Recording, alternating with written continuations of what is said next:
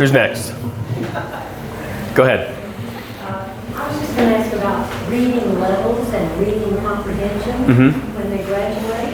Can they read? Or are they fifth grade? Are they on the level of the average fifth grade reader? And can they comprehend what they read? Well, that's a very good question. And so the question was basically when kids graduate, are they on level and can they actually read and comprehend what they're reading? And that would be part of the data that's being collected now. Don't know the overall statistics because it's not transparent. It's not something we can go easily to the website and see the comprehension level that these kids have and where their scores are and where they mesh out. I can tell you that having one that just graduated from Klein High School last year, he's 18 years old. Like I said, he's up in college right now in Fort Worth, and he still struggles with it. So if you read it to him or he listens to it, he retains every bit of it. But actually reading it and then remembering it and putting it to paper is a completely different story for him. So it's one of those measurables that unfortunately there's no data out there that actually says this is exactly what our comprehension rate is and this is exactly what level the kids graduate on.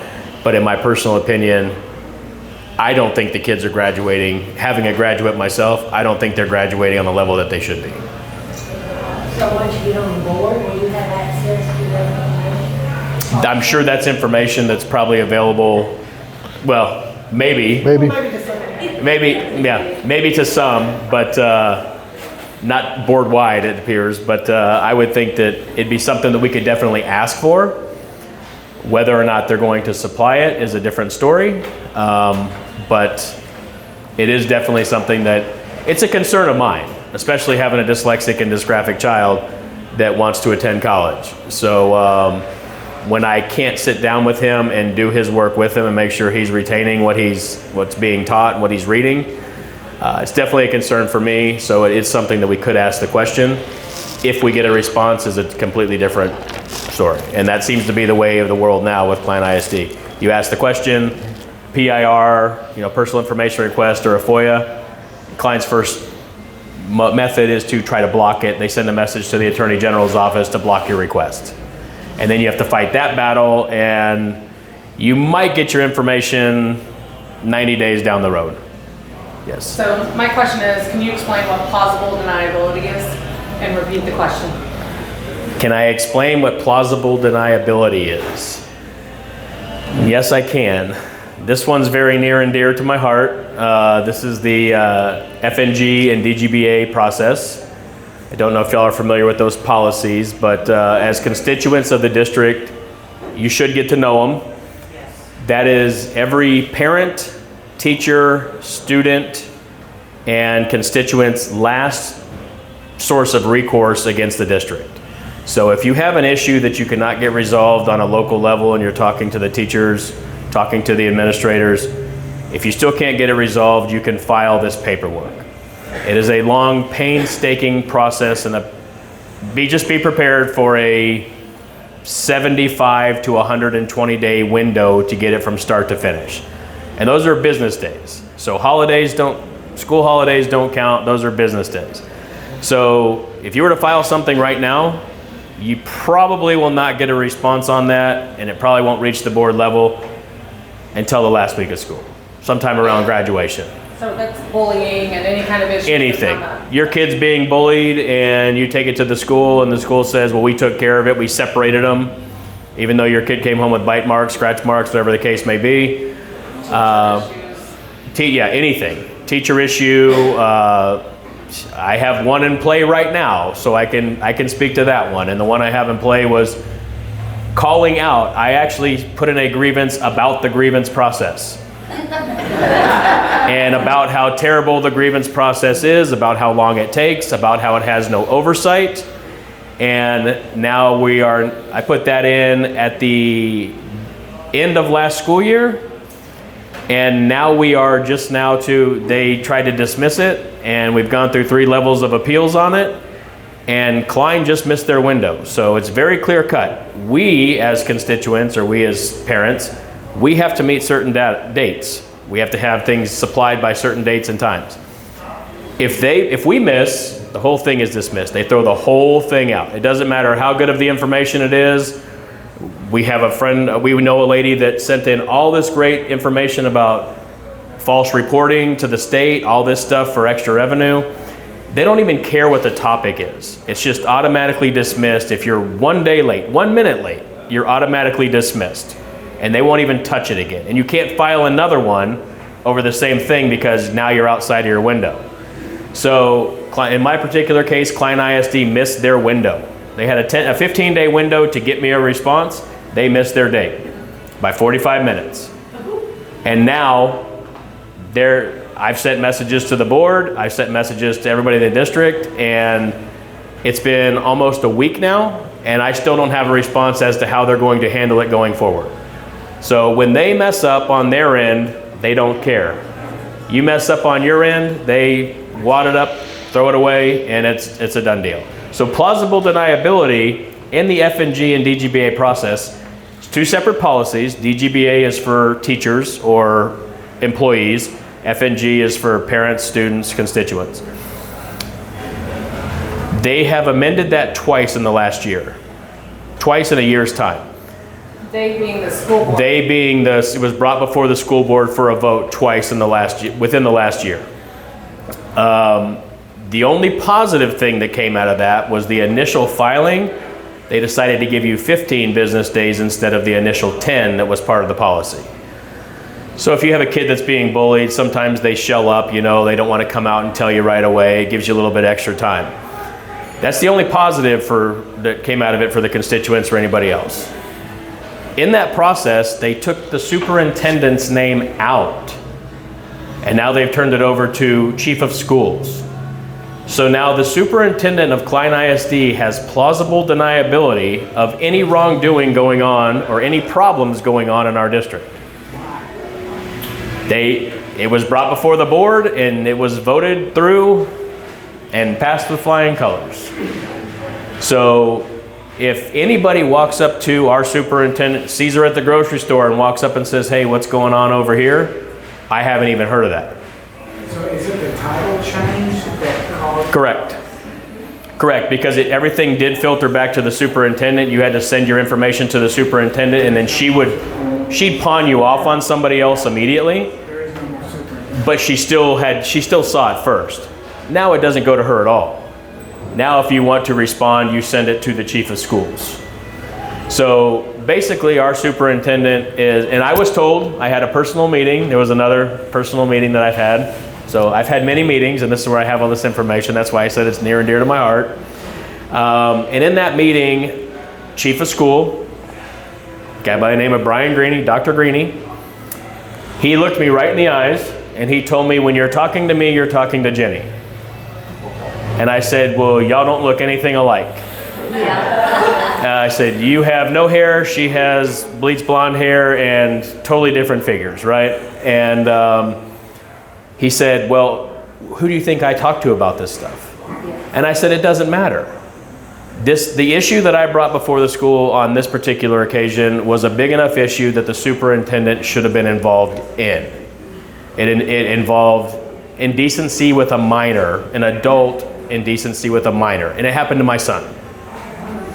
And so it was a pretty egregious situation. If y'all want to know more about it, I'm more than happy to tell you afterwards or whatever. But long story short, it was, that's just what they said. He told me that talking to him was talking to the superintendent. What is his job then? If you don't know So he said what exactly is his job. His job is chief of schools, but essentially he's the gatekeeper from letting anything get above him to Jenny McGowan, superintendent. Why do we need a superintendent if she's not going to do her job? Well, that's a very good question.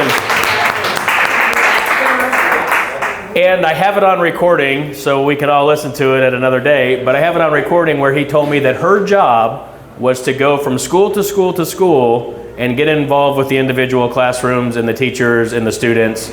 Basically, her job is going out and getting photo ops, because everywhere she goes, there's a camera crew that follows her. So that's why everything flows through him now, so she can do her job, boots on the ground at the schools.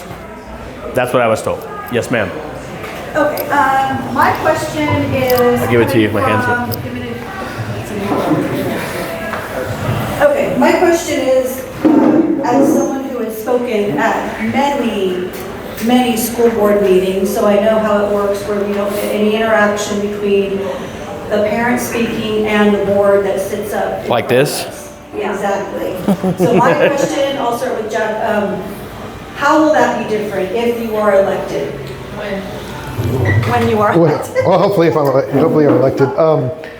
I think, what is it, the state act, the Texas Meetings Act says we are allowed to interact with the person.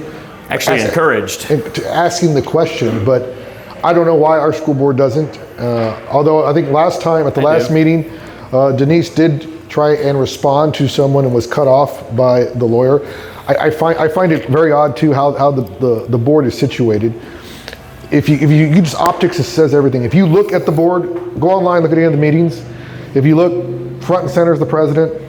To me, I would think to the right would be his secretary, to the left would be the treasurer, or secretary on the left, treasurer on the right, then the trustees, superintendent, and the lawyer. But if you turn any meeting on, the superintendent's right to the left of the president, and right to the right is the lawyer, who seems to run the meeting, which I would think if it's the president of the board should be running that meeting, not the lawyer for the district. She's not elected, the board is elected. So I can add a little bit to that. So one of the things that they, as a board member, that they want you to do, TASB. Have y'all heard of TASB? TASB plays a huge role in how the board members act and how they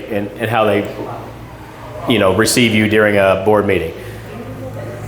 What's that? They give like $1 million out of our tax. Yeah, Klein ISD, if you look at the registry, Klein ISD paid them over $1 million for lobbying in 2024. Well, yes. Yeah. It's lobbying, but 2024, almost $1 million paid to TASB. Right. For different things, I think. Because TASB does provide a service, so it's Right. payment for the service, But it's one of the things they want the board members to go do. So when you're elected to the board, they want you to go to TASB training. And so knowing several board members on the Sci-Fair board, I've talked to them, a couple on the Tomball board, they go to them just to see what kind of rhetoric they're trying to throw out there. And last year there was one class that one of the guys from Sci-Fair went to that was how to deal with the parent that is always up there speaking at a school board about something else. So that was the whole meeting. It was an hour and a half long meeting about, if you have a certain parent or whatever that's constantly coming up there and speaking about something else, how to deal with that person. So TASB is the main reason why they do it. I don't know if you guys know, but 2 years ago, would have been 2 years ago, they were voted Board of the Year. TASB Board of the Year, because their TASB scores were through the roof. Well, I'm sorry, but if y'all want our scores through the roof for TASB, I'm not the right guy for you, because TASB puts you towards a different, more of a liberal leaning direction, and it's definitely not a conservative leaning direction. And that's where they want unanimous voting. That's where they want all that. And my personal opinion from a board is if you have 7 members to a board, that 7 different walks of life, you should have a differing opinion every once in a while. I have 4 people in my family. We can't decide where to go to dinner half the time. So now 7 people, 7 professionals in the room, and they all vote unanimously every time. How does that even happen? And I could go into detail as to how it happens if you want me to, because of the walking quorum that happens leading up to a board meeting.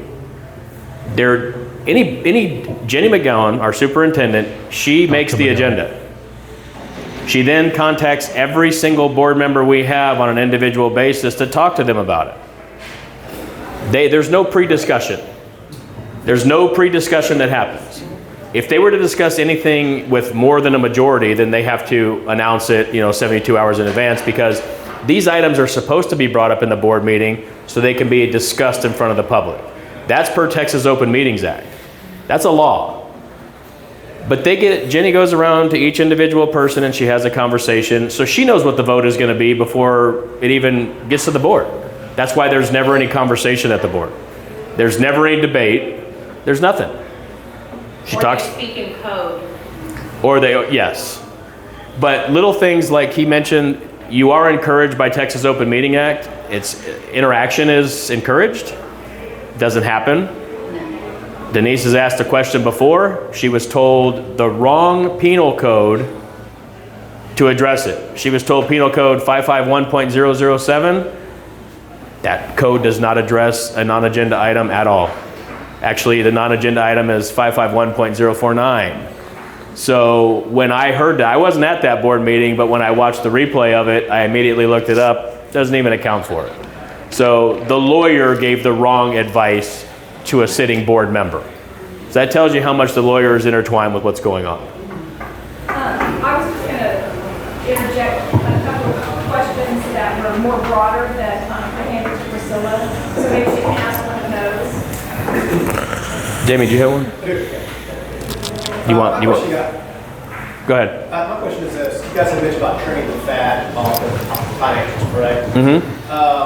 What would it take to replace a small firm that's currently running the district? Because I've been at many school board meetings and they completely take over the entire meeting.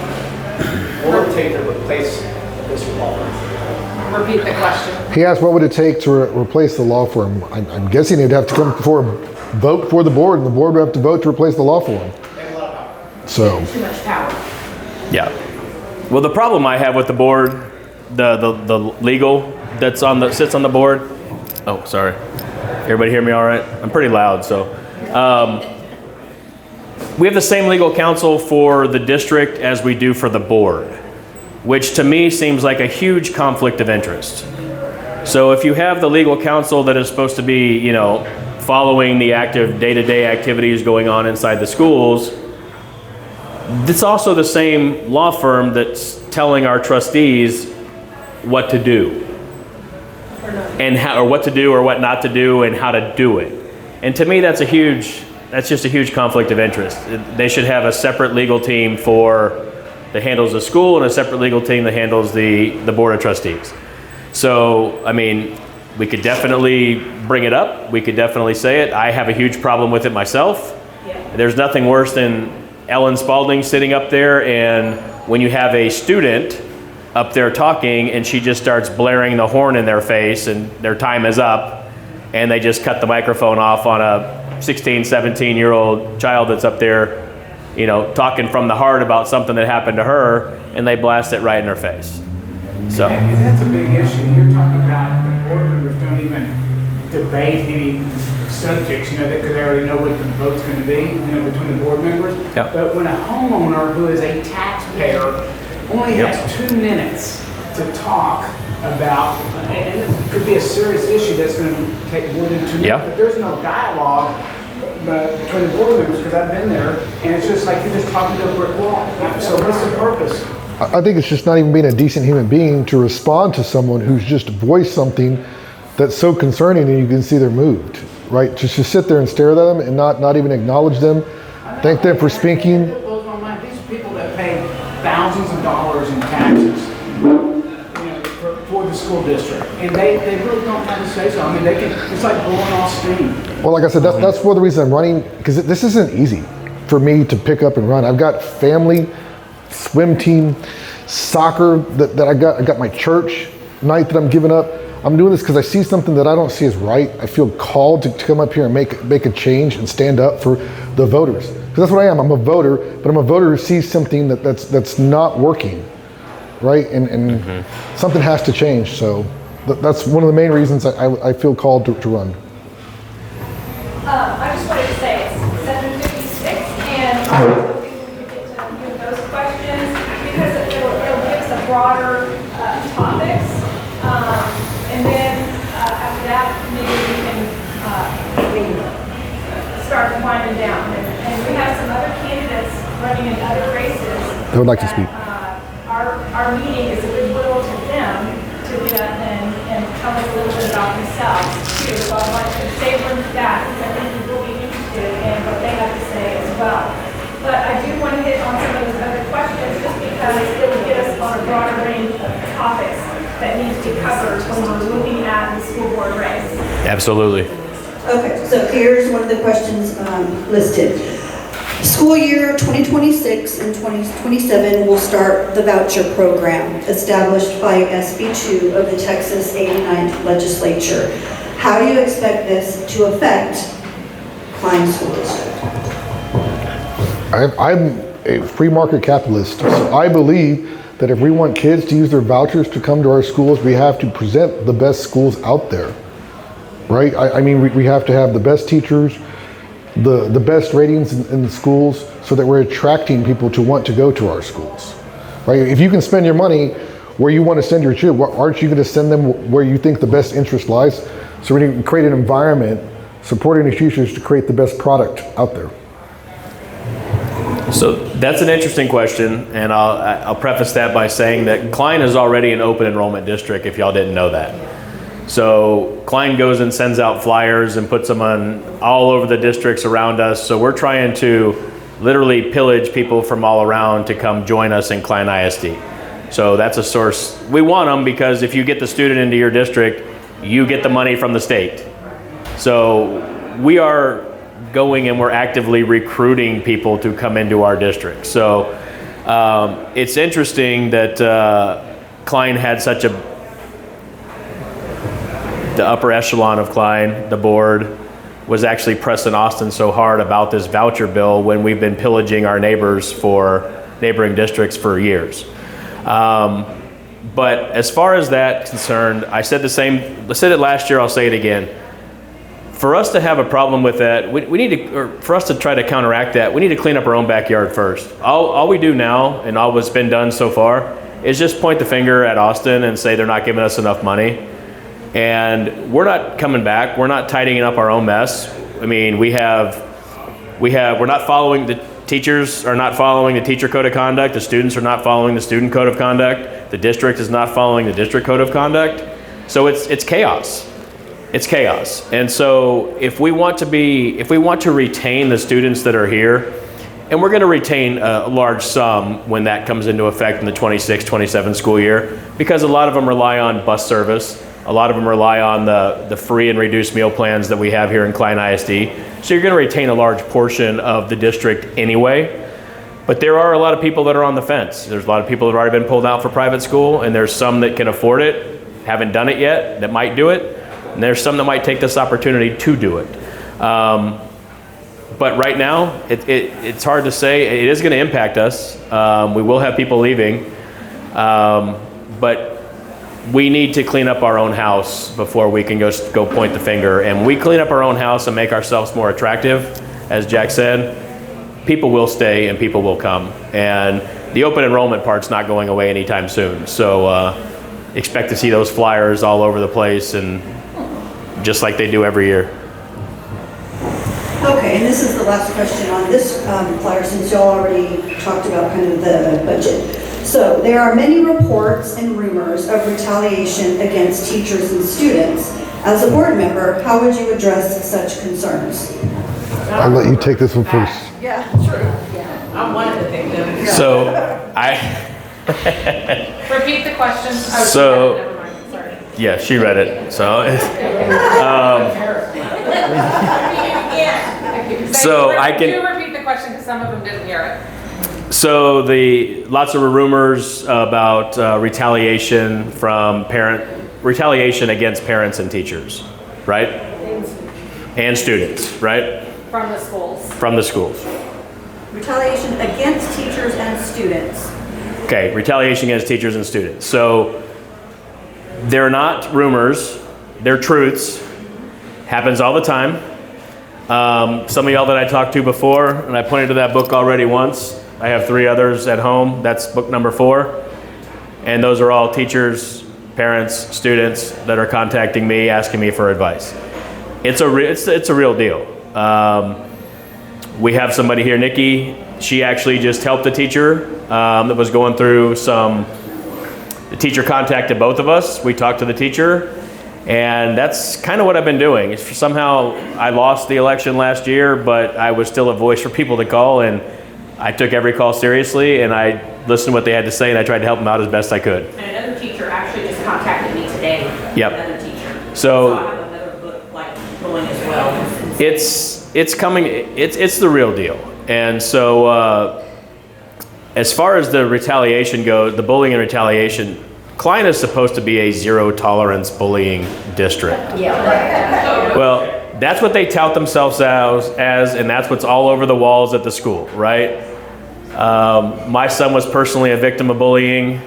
We filed a grievance against the school and against the person that was doing it. And a little over a year and a half later, we finally got our 2 minutes in front of the board for the board to vote on it. That was the first non-unanimous vote the board has had in the last 6 years. And we got voted down 6-1. So I lost 6-1.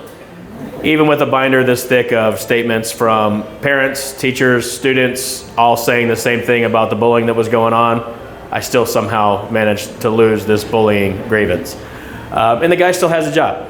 Still has a job, still doing the same thing, and he's still doing this to other kids, and we have recorded interviews with these kids that we've played for them, and they don't care. So it is... Yep, teacher and coach. Yep. So what was the last part of the question? How would you address? Okay, so I think the first way to address the retaliation part is we have to have a true accountability system. We have to have a new process. We have to reevaluate FNG and DGBA. No process should take that long. When I came up through the school district, if Pat Huff was here, he was my he was my assistant principal when I graduated. And at that time, there was a 3-step process, and it all happened within 5 days. So grievant and who they had a grievance against was day one. If that didn't work out, the next day it was the grievant, the person they had a grievance against, and the principal. If that didn't work out, the next day you had the board member or the superintendent involved. So it all happened in a very short time period. So instant rectification instead of having to drag it out for 6 months, 7 months.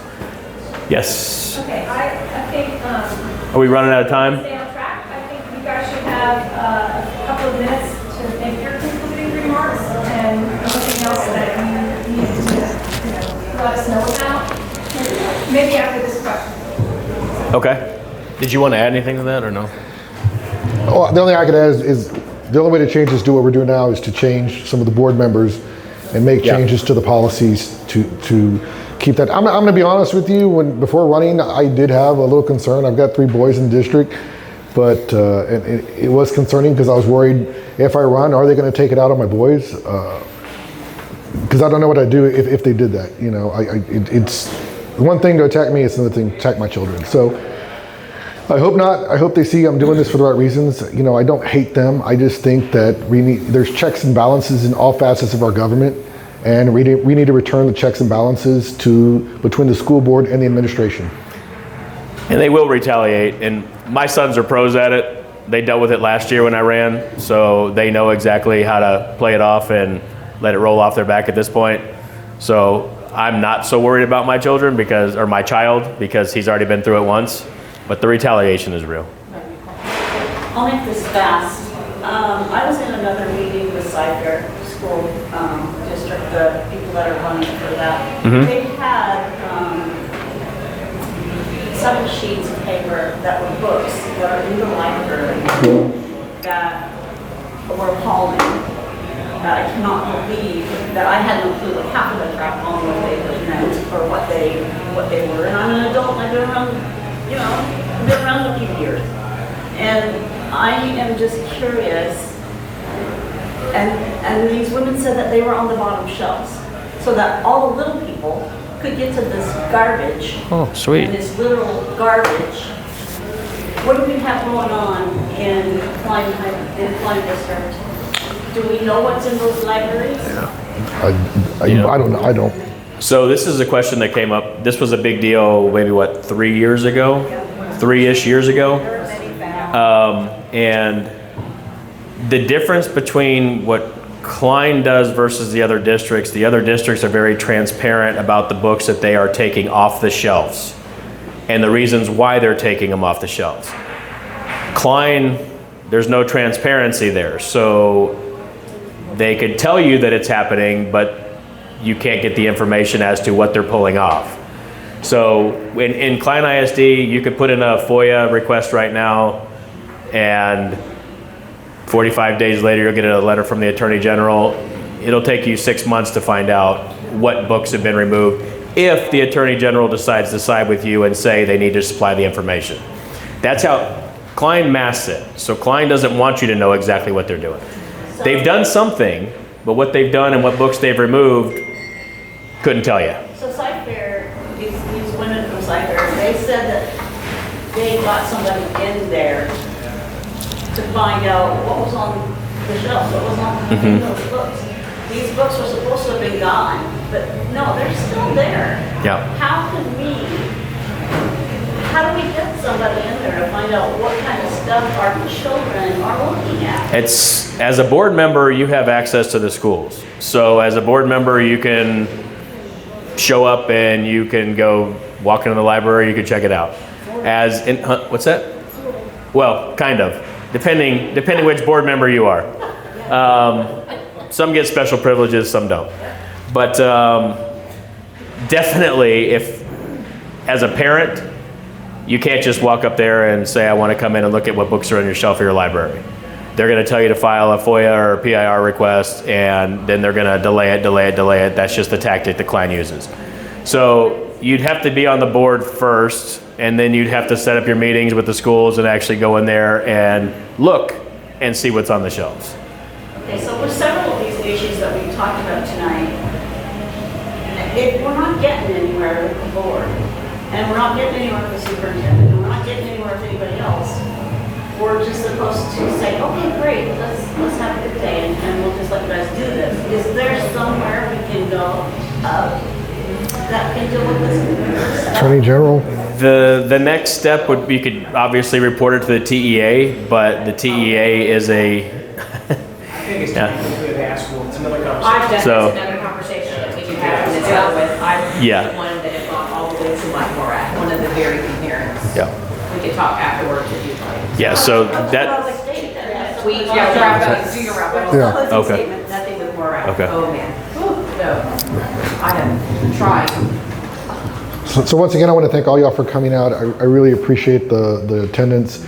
I hope that you've learned a little bit about both of us, not just me, but in that you can see I feel called to do this for my family. You know, this district's been part of my family for generations, because what I didn't add is, you know, my mother works in the district currently. My sister works in the district currently. My father served as a substitute for 20 years, so this district even shaped me. You know, I did forget to mention, I graduated from Klein Oak, so this district's been part of me my whole life, and I just ask that, you know, if you could reach out to your friends, family members, even if you don't live in the district, that maybe that do, and share either my website or Facebook page to see that we're trying to make a difference for our kids. I'm just a regular voter and a dad that sees something that needs to change. And I would just add to that too, you know, humbly we see an issue going on, and humbly we request your votes. Also, traction is what's really needed in this campaign, because Klein ISD is a machine when you try to go up against them. And when Klein ISD does not want you to be part of their clubhouse, they do everything they can to keep you out of their clubhouse. So they're bringing back a board member that was a former board member that was beat last year, and now he's coming back into play. So they never expected him to lose. He lost in a fair and square race to our newest trustee, and but he was a farm-grown, groomed product of the board, of another sit-in member of the board right now, and of a former member of the board that retired a couple years ago. They hand-groomed him for that spot. So he never expected to lose. If you go to the polls, you'll see central office and administration out. When you guys go vote, you'll Yes. see them out handing push cards to push for them. You'll see Yeah. them out there as well. So And we have... TASB as well, representatives from TASB as well. So this is a difficult election, and I say that because it's not a midterm election, it's not a general election. So people for this have to want to get out of their houses, get out of their chairs, and go out and vote. So we need traction. Tell as many people as you can, try to get as many people out there. I'll be happy to give anybody my personal cell phone number if you want to hear more stories or more elaboration on some of the stuff we were cut short on. But we need this word to get out. We need the word to spread, because Klein's going to have their machine in full force, and you don't need that many votes to win an election at this, an off year from a midterm or a general, but you still need several thousand, and that means several thousand people have to want to get out and vote for change. And so we humbly ask for you guys to spread the word. Humbly ask for you guys to ask people to look us up, look at our pages. I don't think our business cards are in yet, or our cards in yet, so I think that's another day or so.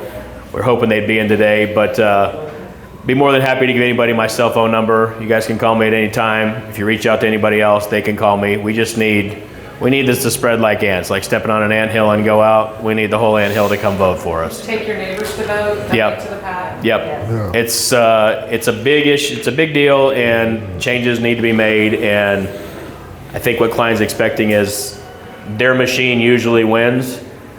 And if we get to the right people this year and we get the word out, and we've done a great job of that already. The team has. But we have a lot more work to do. We have to get our feelers out and reach out even further to get more people to want to get out of their chairs to come vote. So it's an uphill battle for sure. Let me add to that. Klein ISD schools will call. I'm Natalie Pilkington, for those that don't know. I ran for school board as well a couple of times. Klein schools will call a meeting. Their principals will call a meeting, mandatory after school meeting. Everybody has to attend. And then at 2:50, right before school lets out, meeting's canceled, go vote. So they do a lot of shady things to ensure that their voting block, that they feel that the teachers are bought and sold for them, but we know that a lot of teachers are waking up and that they're seeing the writing on the wall and how it's, everything's fine until it's not. So I just want to say we need the motivation and the traction, because Klein will do anything and everything to remain in power, to keep the checks and balances on their side, so they're not held accountable, so they don't have to answer to anybody, and they can keep sweeping everything under the rug. That's why our legal fees went from $60,000 in 1 year, I think 2024 or 2023, to 2024, just by June, we were over 500,000 in legal fees. Yep. So I just want to say, wake up, or we're not going to have a Klein anymore. It's not going to be Klein. Yep. We're going to be HISD. StrongerKlein@gmail. There's actually a school board meeting, is it Monday, October 6th? Yes. I mean, you would think that place would be full of people because so much is happening. But I mean, come out to a school board meeting and just listen and hear, what's happening in the body language and what you parents and taxpayers are saying, even employees. But I'm highly encouraging you all to spread word to come out this Monday, October 6th. Yeah, Please come out, please. And to add on to that, I would say if you've never been to a school board meeting, please come to one. Yes. They figured out a way to sequester the public comment section. It's now the first 15 minutes of the board meeting, and then they sequester off into a room for 45 minutes, which we know they're not talking about the stuff that they're allowed to dismiss for. But just to see how it